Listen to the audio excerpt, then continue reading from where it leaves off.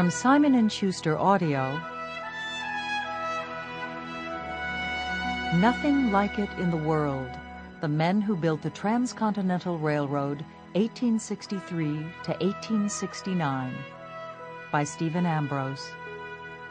Read by Jeffrey DeMunn, with an introduction read by the author.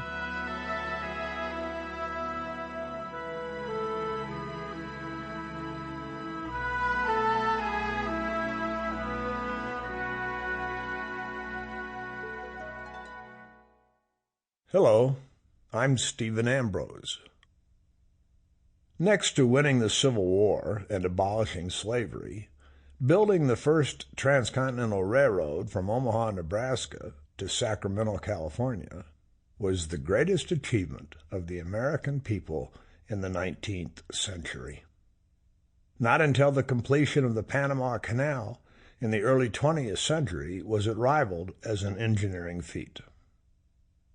The railroad took brains, muscle, and sweat in quantities and scope never before put into a single project.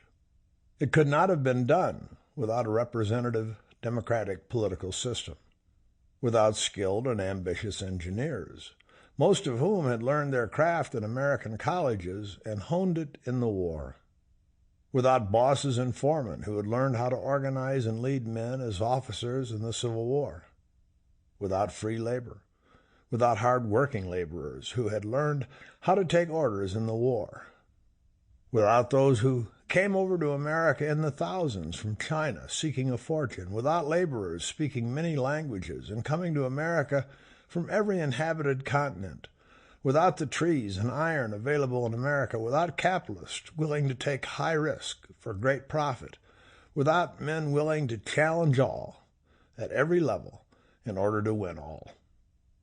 Most of all, it could not have been done without teamwork.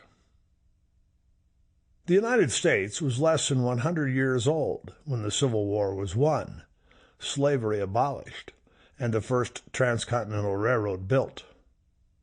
Not until nearly 20 years later did the Canadian Pacific span the Dominion, and that was after using countless American engineers and laborers. It was a quarter of a century after the completion of the American road that the Russians got started on the Trans-Siberian Railway, and the Russians used more than 200,000 Chinese to... Sample complete. Ready to continue?